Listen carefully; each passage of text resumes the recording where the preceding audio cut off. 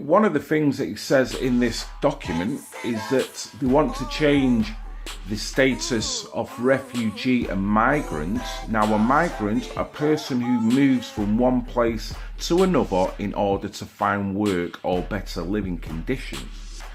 So under that premise, the migrant doesn't have necessarily all the same rights that a refugee would have, i.e. a refugee, I guess, comes under more emergency status because of their plight. A migrant, however, is doing it for their own gain, so they're not entitled to as much. Now, this document discusses that they want to level the playing field, i.e. they want to make more migrant status more in line with refugee status. It's all about human rights. They're trying to raise the human right level of a migrant. The same again, when you look at this, there's so many different aspects and points that I'm not going to talk about. I'm just literally going to put up little key bullet points, as it were. Now, at the moment, we have a situation with the mass migration. People are reacting to that, probably in how they see it as the most obvious way, because that is the obvious thing that is happening to them, the slow Islamification of their land, as it were.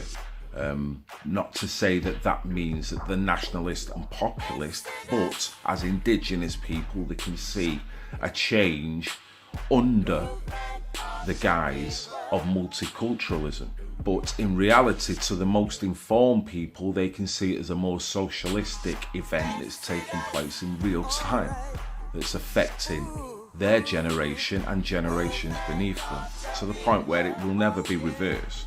So you can understand why the level of anger, you can understand why people are acting in the way that they do. I can understand why people totally disagree with that.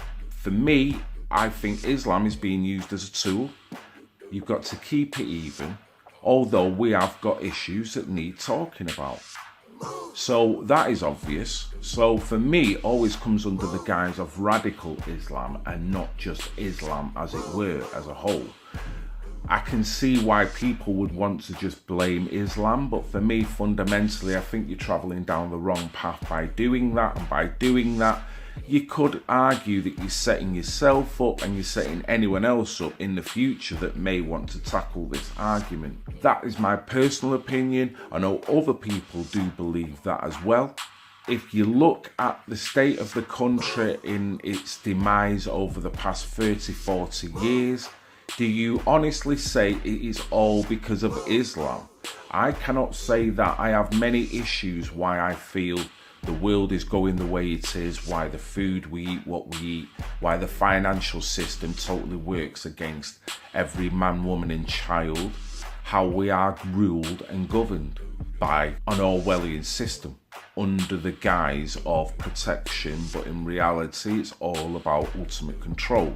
Islam has been used as a tool, and this document kind of backs it up to a degree, as in we've got to understand the mentality and the people that are drawing these documents. These people do not adhere to the Muslim faith.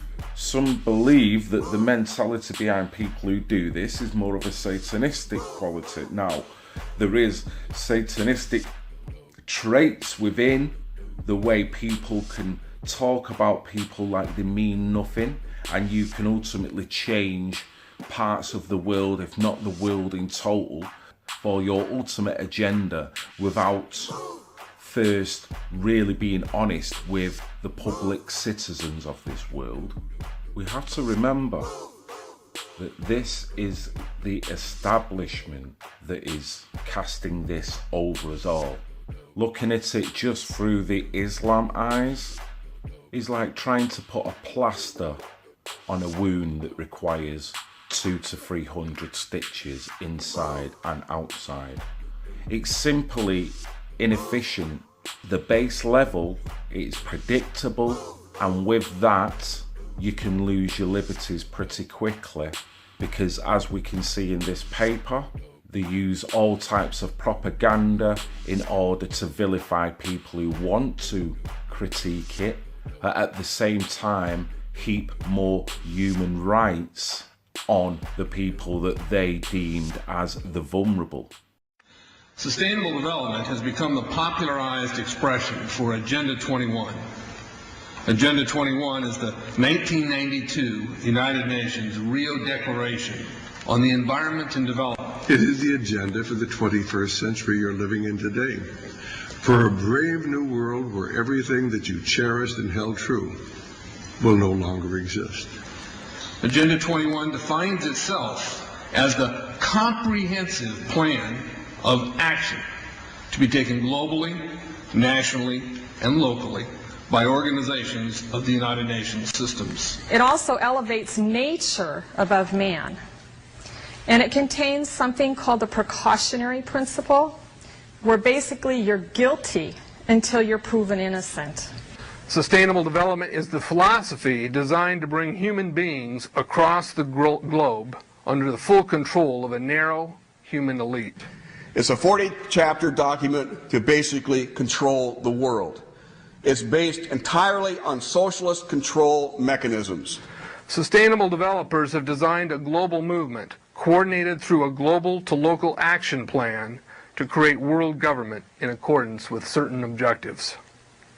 These objectives include an end to national sovereignty, the abolition of private property, the restructure of the family unit, and increasing limitations and restrictions on mobility and individual opportunity. That's what they say in this paper, pushing the vulnerability of these people, not telling the population the biggest element of all this that we're going through is one that a lot of people will not want to connect this dot, but this dot is there whether they want to see it or not.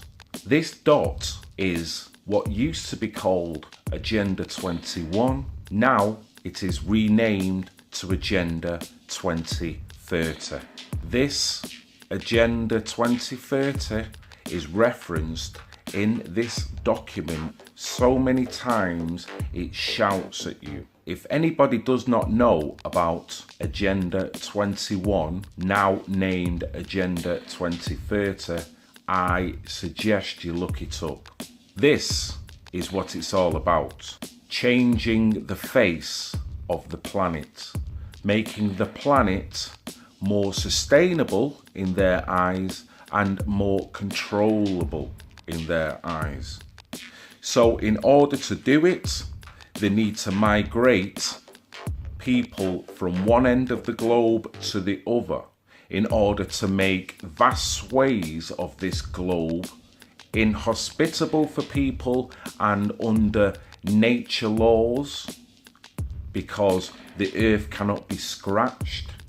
People are a cancer that we have to be controlled. So it will mean sustainability, which means a control on your consumption, a control on the way that people think that they need to live their freedoms. Or revolt does not mean anything. You're now part of an agenda that wants to mass migrate people, agenda that then wants to keep people within a small contained area but largely populated, almost living on top of one another. The green goal includes the listings of what's not sustainable. A couple of the examples include private property. 728 lists fossil fuels. Golf courses and ski lodges are not. Consumerism. Irrigation is not sustainable. Paved roads. Commercial agriculture. Herbicides, pesticides. Elsewhere, it lists farmlands, pastures, grazing of livestock. And the family unit. You see, I sat on the Santa Cruz Agenda 21 committees. Now, this was a lot of crazy ideas. This was back in the mid-90s. Crazy ideas I heard. Mother Earth's surface wasn't to be scratched. Human beings were to be concentrated into human settlement zones. educational systems were to focus on the environment as the central organizing principle. All aspects of life were covered. Well, I went to these committees at the request of some people who told me that I needed to understand what was going on, and I came back and I said, this is craziness. This is so silly. It has no chance of having any effect on our society. Well, I was wrong. All demographics, all religions. So you can imagine if you feel that life with some now is incompatible, what's it going to look like in 20, 30 years? Imagine with all the social issues with now, with the incompatibility and the lack of assimilation, imagine what it will be like in 20, 30 years. Imagine the curtailment of speech and rights in 20, 30 years when this gets to bubbling level and all you've got is flash mobs, all you've got is dissidents, all you've got is insect tribal fighting between everyone. In 1992, while the Rio conference was going on, George Bush, then president, was there where he executed the Agenda 21 protocols on behalf of the United States and brought it back to Washington, D.C. Within a year, Bill Clinton, by executive order, no congressional review, established the President's Council for Sustainable Development. In Santa Cruz, we've got a 2-lane freeway system. We need 4. But what we're getting is hundreds of millions of dollars of federal money to take a dilapidated rail line that Southern Pacific wants to put in the hands of somebody else so that a commuter line can be built along the railroad track. That'll be followed by 14-story buildings where people will live and stack them in pack them units, where developers or so-called sustainable developers will build these high rises with federal dollars. In fact, Santa Cruz has received a $300 million federal grant to build the first 3,000 of these stack them and pack them units. The County Board of Supervisors has said, if you are a sustainable developer, you're immune from any construction defect liability. It's a partnership between selected developers building this new world order and the government using the American taxpayer dollars in order to do it. This is a map of the Wildlands Project. To explain the map, the red are areas that are to be off limits to human beings. No resource development, no human activity. If you live there, you won't. The yellow areas are the areas for major control of all human activity. If you live there, you won't.